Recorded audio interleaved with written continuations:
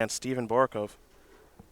It's Mono Green Tron against Blue White Spirits. It's our finals here from Baltimore. Last match. Winner walking out of here with $5,000.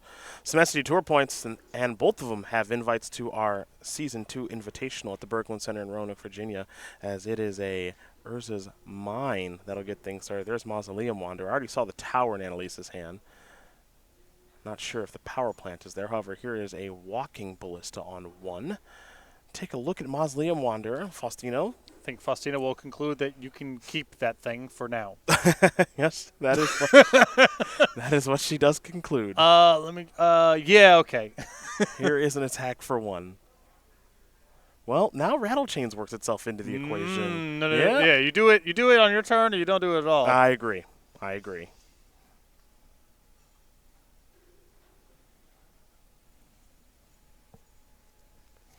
See what the follow-up is here for Steven. This is where Steven gets some help in the matchups, and the matchups that he has played all weekend long, as there is another tower. That is not a power plant. And a quick check. Yeah, no Tron. There's an Oblivion Stone. Some people just don't know some of the tricky things that spirits can do, as now here comes Fantastic. Nope. Whoa. There's Rattle Chains. All right, this I think would not be the worst spot to take care of this with the Walking Ballista. One, because it's 2 power on its own, and 2 is now if you let that in play, Borakove gets to enable a lot of tricks with other spirits, and there's no guarantee that your ping for 1 will be good down the line. Yeah, let's take a look at Rattle Chains here very quickly too. Make sure we know exactly how that card works.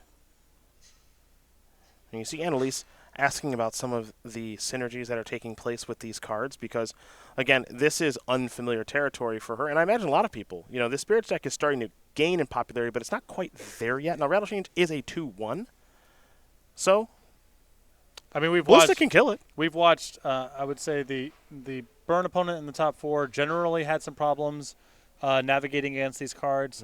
Ted Felicetti blew himself up. With using the a Field of Ruin on a Mutavault. And now Faustino's here reading cards and probably asking for some clarification on some interactions. And it's one of the advantages of playing a deck that people aren't familiar with the cards, particularly one like Spirits, where so much of it plays at instant speed that it can be really complicated. And if you mess something up, you're really punished for it. Mausoleum Wanderer's going to come across here for 1.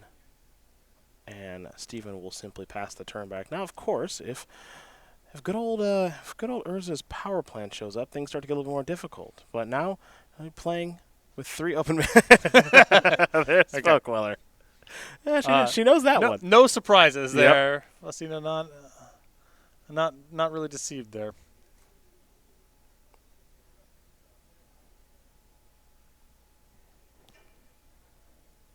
Here is Mausoleum Wanderer, trigger.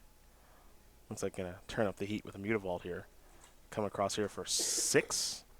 I mean, this is a 3-turn clock. If Faustino can't assemble Tron very quickly. Well, that's a chromatic star. Start there. Ooh, don't like using the tower. You gotta leave yourself drawing to Tron to get the 5 mana that turn to crack the Oblivion Stone. Looked like nothing came of it, and now we're in that spot that I mentioned a little bit earlier, where now the Mutavaults are trouble. Yep. Even if you are able to assemble Tron and enable the Oblivion Stone, you might not find an answer for the Mutavaults in time.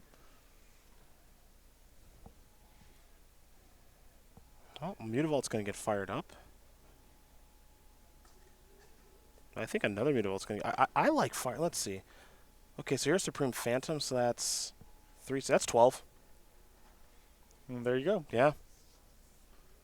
That's 12 right there. Wow, Steven Borakove's going to win game number 1 here against Anneliese Faustino. Blue-White Spirits. You can see Steven's facial reaction.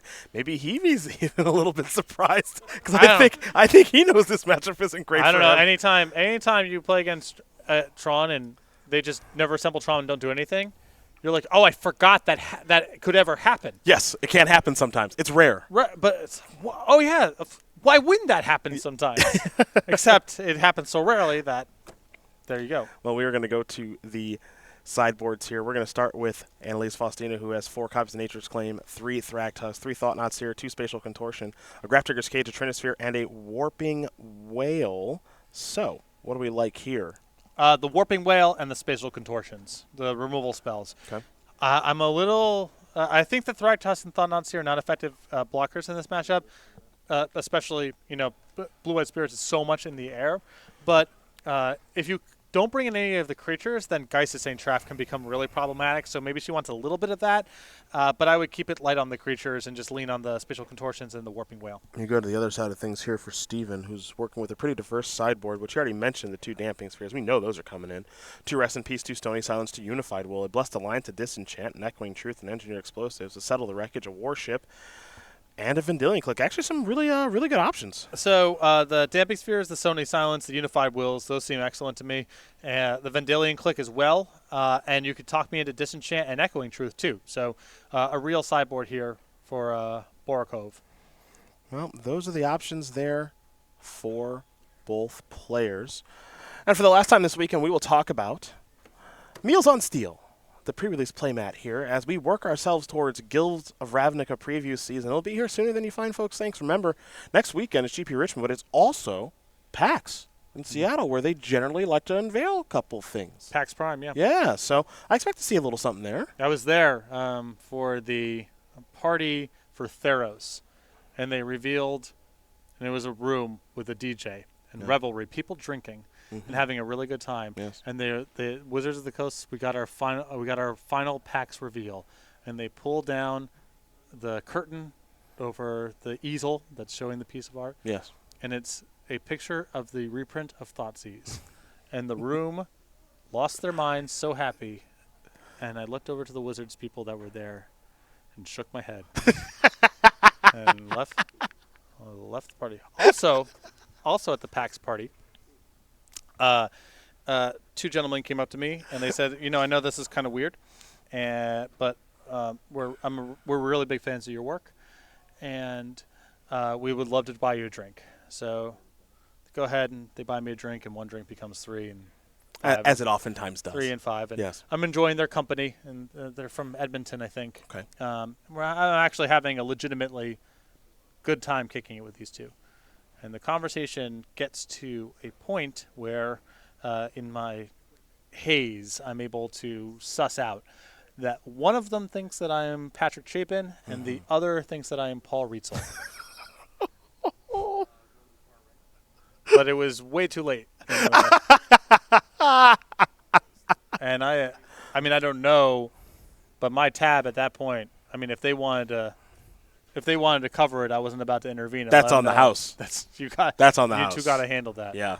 So that was my PAX Prime unveil celebration. Can't wait till you go again. The room cheering when Thoughtseize got reprinted was. I remember that moment very well. Yes. Yes. People often do not know what is good for them. Well, so you go. They got what they wanted. They just didn't know if Pack Rat was going to come along with it. Yeah. Tax boxes don't matter for 2 years. Woo!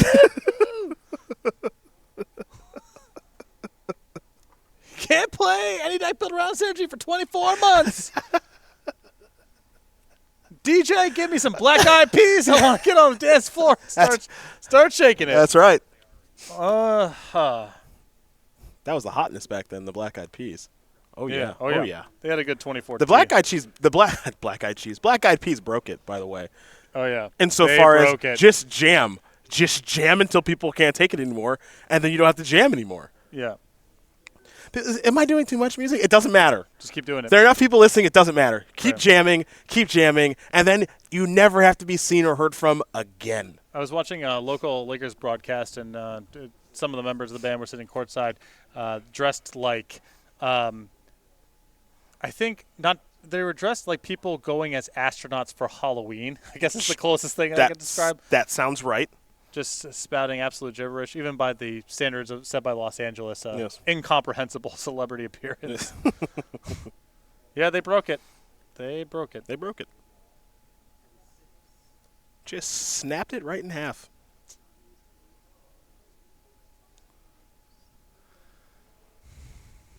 Both these players are going to take a look at their opening hands, and it looks like Anneliese is going down to 5, which this deck can do totally fine. Yep. Mind you, it is Tron after all. Yep, and Borakove is not super disruptive, although post-board the Damping Spheres are problematic. Beating that card on 5 is rough. But Faustino can just still curve naturally into Tron and be just fine even on 5 cards.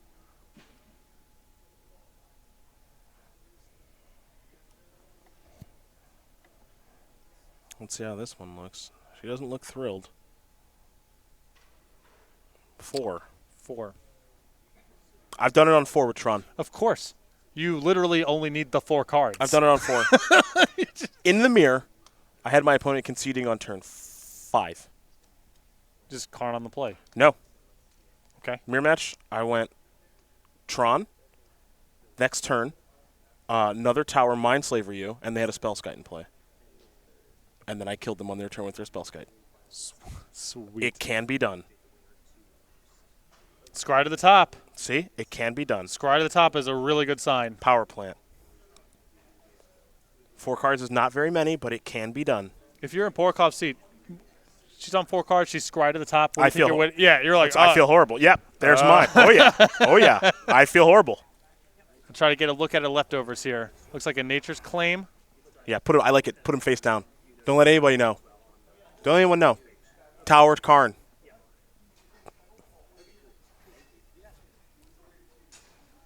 Who's on 4 cards? Who do you think's more nervous? Boo. Okay, all right, that's rough. Boo. There's another power plant. Although, keep in mind, Faustino has the Nature's Claim. True. So, that's not going to – she needs to draw the 3rd Tron piece plus a green source of mana, asking a little bit here, but – Another Damping Sphere. Let's see what we got here. Thalia. Thalia it is. Makes Damping Sphere a little more expensive. Draw a card. That is a Scavenging Grounds. Okay. In with Thalia. There's a Mutavault. Let's see what this is. Supreme Phantom Time, perhaps? Yes. Pass a turn back. Need a green source to get this party started. No green source there. Here is Rattle Chains. Untap and draw. Oh, Steven might be coming all the way home here, folks.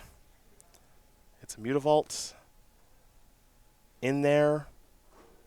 He can play a Drogskull Captain, of course, at instant speed because of the Rattle Chains. Before damage, there is the Drogskull Captain. It's going to be 3. Actually, Rattle Chains, it's going to be 4. 5, 6, 7, 8, 9, 10, 11, 12 it looks like. Faustino's going to fall down to 6, and unfortunately for her, the untimely mulligan to 4. That means that this might be her last draw step for this weekend. It's a forest but to cast that Nature's Claim. Still no Tron. Yeah. Hate to see it end this way as Mutavault gets fired up, and that is going to do it. Steven Borakove is going to win this game and match here over Anneliese Faustino. 2-0. A great run for Anneliese in first place for most of the weekend. Luck not on her side here in the finals as Blue-White Spirits in the